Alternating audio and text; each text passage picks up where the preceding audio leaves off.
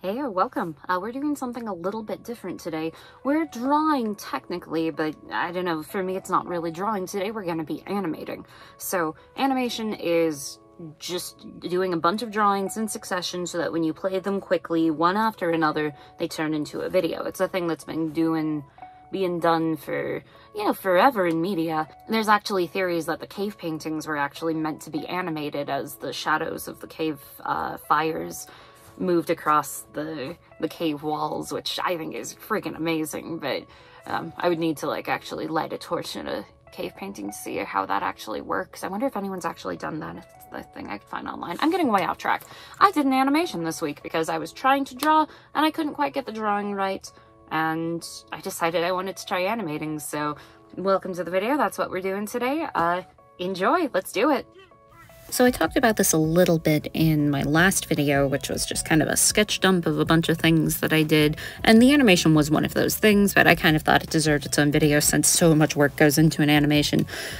So I was having a difficult time drawing just a static picture of Marks, because in my head I saw him in movement. So I decided that instead of just drawing him, I would try animating.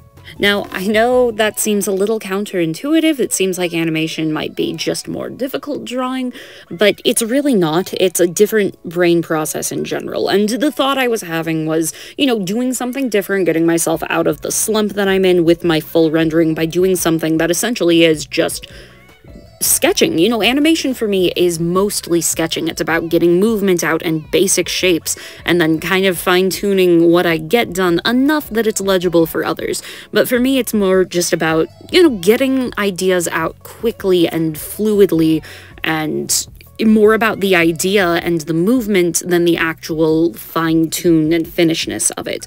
I know that's not, ideal for professional animation, but also in the professional animation, scenario, not everybody does everything. You don't go from concept to finished drawing with one person and then hire one person for each 12 frames. That's ridiculous. You have someone do all of the sketching out and then someone does all of the polish. And my problem in my life is I'm not good at doing the polish. I love sketching. I love doing this kind of thing. This little animation here, this part that you're watching was, maybe a good, 4 or 5 hours-ish. That's not bad. It was about 2 hours doing that little doodle page, and I think I ended up with something I was much happier with after having done the animation, and I definitely feel much better about myself for it. So yeah, here's this little animation that I did.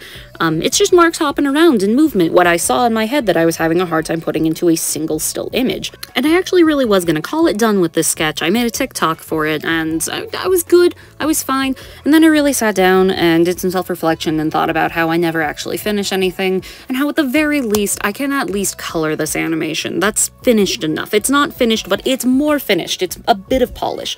And that's something I need to do in my own art, is find a level of polish that I'm happy with that doesn't exhaust me. So I decided to color this animation. And I figured since I was doing that, and I was really committing to sitting down and doing it in one go, I would do a full recording. So what you're seeing now is an actual screen recording. It's not just the built-in video that Procreate does on its own, which, by the way, this is my first time animating using the program Procreate. I usually use Rough Animator, which highly, highly recommend, but I'm pretty sure it's only available on iPad. So if you have an iPad, which is what I use, and I recommend it, I know it works well for me, so I figure it'll work well for others. I recommend using that program. It's a little like Flip-a-Clip, but with better capabilities in the timeline, in my personal opinion, and I like the UI and also the brush, what's what I'm looking for, the stabilization and smoothing I like much better in Rough Animate than I like in Flip-a-Clip. That being said, Flip-a-Clip you can get on your phone, so if you need something just so you can sketch animate on the go, highly recommend Flip-a-Clip. It is fantastic for how little space it takes and how it can run on a potato, honestly. It's a pretty good, well-made little program. just in my opinion, the UI and brushes in Flip a Clip aren't as good as the ones in Rough Animate, which, you know, the brushes being good is something you really do need in a program that you're going to be trying to do a smooth finished animation in. But Procreate, I already knew that I liked all of the drawing tools in, I just wasn't sure how the actual animation would work, and honestly, it wasn't bad. The timeline worked pretty well, like, workflow-wise, being able to scroll through it and click on the individual frames and make them visible and invisible, and the way the onion skinning worked, which, real quick, if you didn't know, onion skinning is when you turn on the drawing that you did in a frame before or after the drawing you're currently working on, but make it semi-transparent, so you can still see what you're working on, but you can also see what animations came before and after it, and a good animation program should allow you to onion skin. And Procreate does, so there's points for Procreate. It's got good onion skinning, the timeline is set up pretty well and pretty easy to navigate. It's also really easy to change things like your frames per second, which is how fast your animation plays, and I didn't use it for this animation, but apparently you can also change how long an individual frame is held, which is one of the things that I like about Rough Animator, so that's definitely a positive. However, the layer system in Procreate is not my favorite for animation. Something like Rough Animate gives you layers in your timeline so that you have specific layers of lines and color and sketches and backgrounds that go through the entire animation, so you don't have to go through and create a layer and a folder for that layer for every single frame.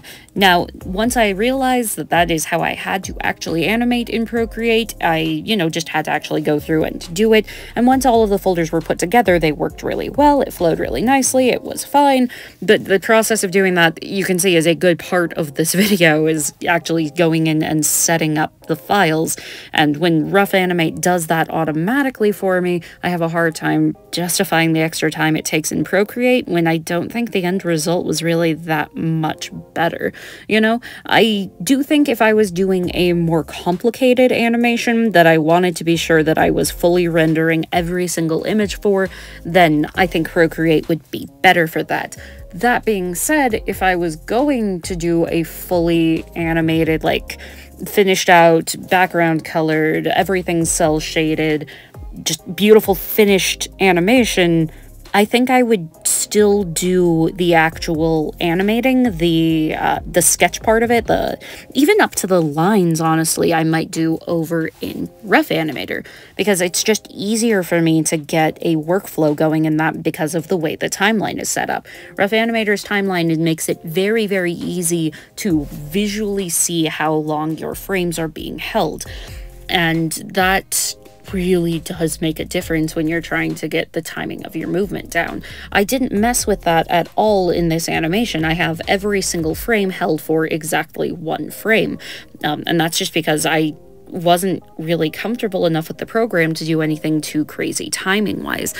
I did do a lot of tweaking, of course. It's the same for animating as it is for drawing, where you really need to not marry yourself to any specific work that you have already done. There are several frames that I had drawn out completely, and then when I went back and viewed them in the animation in movement, decided I didn't like how they fit, and just removed them. There were also several that I changed and moved around, some that I changed where in the animation they went. If you'll notice, as you're watching me draw here, I spend a lot of time going back and re-watching, flipping through the animation and seeing how everything flows. That is a very important thing to do when you're animating. Even while I was going through this process and coloring, I still, while flipping through, found parts that I didn't like the movement completely on and wanted to change up. So, again, just don't be too married to your ideas to not be willing to fix them, you know, to make things a little better. Okay, so in the actual video now, you'll notice that I changed the background color. This is because I am coloring in the white parts of the drawing, and if the color, or if the background is white while you're coloring in your whites, it's really hard to tell if your whites are actually colored in, or if it's just the white of the background showing through. So, change the background to be a light, like a little gray color so that I could actually see where my whites are. right there. If I hadn't done that, I wouldn't have known that those dots weren't colored in. And that doesn't really make a big difference since I'm not doing a background on this animation, but it still does kind of make a difference because that means without a background on this animation, I can have the finished thing be a transparent GIF or a transparent MP4 without the background, which would essentially mean I could take the finished animation and just, you know, plop it on top of any video I wanted, kind of like this. We're now getting to the point in the real-time recording of this animation that I decided it was all that I could do in one sitting, so I stopped the recording and just did the rest of it in the built-in recorder in Procreate. So if you're wondering how long animation takes, what you've seen here of me doing it in real time is sped up 5 times speed. So the full clip that I put in originally before I sped it up was 45 minutes long, and that included just coloring in a single, well no, I did the frame before, so all that was 45 minutes was coloring in the purple on Mark's and coloring in the white on Mark's and coloring in his mouth for the frames that I had for this animation. How many frames is this animation? Let me go check. Okay, that's a weird number, but 39 there. 39 frames in this animation. And I just double checked. I didn't even get the full speed recording of me filling in the white and mouth on all 39 of those frames. I only did that part on about half of them. So that gives you a pretty good idea of about how long it takes. It's a very time-consuming, kind of tedious process. In fact, I just checked the Procreate file. Apparently it does keep track of how much time you've spent on a file, and I don't know if that's just how long I've had the file open or how long I've been actively working on it, but according to Procreate, 12.5 hours is what I put into this guy. Which I am happy to say, unlike a lot of drawings, I never would have guessed I put that much time into this, honestly. The time kind of just went by because I was able to zen into it, which is really nice to do. So okay, we're done with the real-time recording and back to the built-in Procreate video. I want to talk real quick about the actual animation itself and the movement that I decided to put into it. So I started out with the idea of Mark's just bouncing around on the ball, going back and forth, and just doing a simple looping animation of that, which is something you can get out of this video. In fact, I did do a little loop that repeated just of Mark's bouncing back and forth. I never did color that little loop, but theoretically I could remake it with the colored frames. I used it for the TikTok that I'd made back when I thought that I was going to call this animation done before I finished coloring it, or rather decided I was going to color it. But then I thought it would be kind of fun to have him slip and fall off of the ball. The problem with that was I wanted him to have a full looping animation. When I do little animations like this, I like it when they loop so that you can just watch it going on repeat and just see the movement going over and over and just have it be a fluid thing. Just fluid gift making is one of my favorite things to do. So I decided, since Mark's does have his little demon form that can come out, I'm not sure if he's really a demon or if it's just like a evil transformation special power-up thing he's got going on. I'm not 100% on the Kirby lore, but to be fair, it was back when games didn't have like the most fleshed out of lore. Anyway, so I added in the part where when he falls off the ball, he goes into his demon form, does a little loop around, knocks the ball back up, and then later on, before I started coloring, but after I had done the version that I posted on TikTok, I decided to add a little bit more movement by having him do a second spin after knocking the ball. And honestly, I think it really tied the entire thing together. It made the movement look so fluid, so nice. I've got all these nice little transitions where he goes between the two forms, kind of the doofy bit and the mischievous bit, and I'm so happy with how it turned out.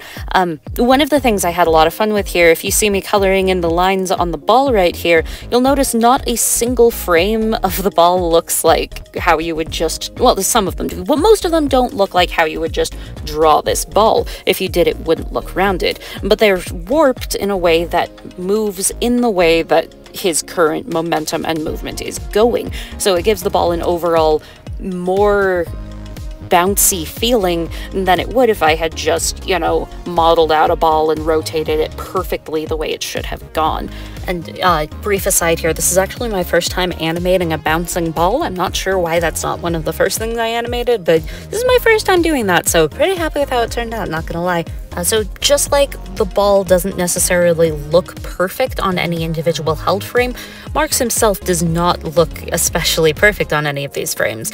There's not a single one of these frames that I think I would really pull out and, you know, use as the base for a held picture. But when you play them all together, it makes a very smooth, clean movement. And we're putting the final touches on the drawing right now, adding in the shadows. And just a quick aside here, I did put a little bit of character into the shadow. It gets a little rough when the demon form comes out, and whenever Marks trips, it spikes.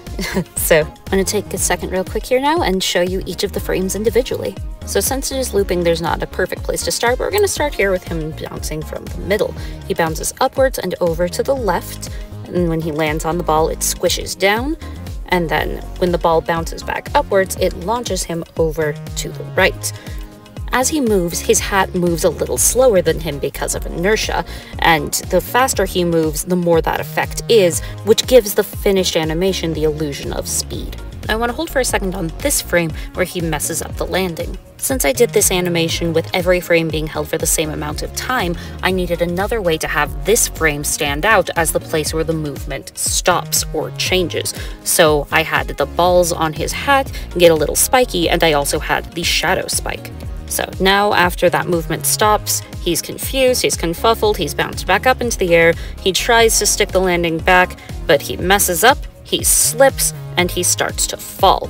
At this point, all of our movement has been at roughly the same speed, but as he catches himself here and swoops himself forward, he gains much more speed, so we get some more interesting tween frames. And I'm going to hold on this frame here, not because it's important and I have anything to say about it, just because I like to look at it. I think it's the best one. So now, since we've had such big movement, we have a couple frames where he stays roughly in the same position while he's turning, just to stop the momentum, and then we do a really fast spin and turn back to a more neutral position. He tucks his wings back away and trips back on the ball. And then we actually reuse a couple frames from earlier, although I did color them individually. I forgot I'd reused them, and I could have just reused the colors. But then we go back to our starting frame, and here is what it looks like all put together.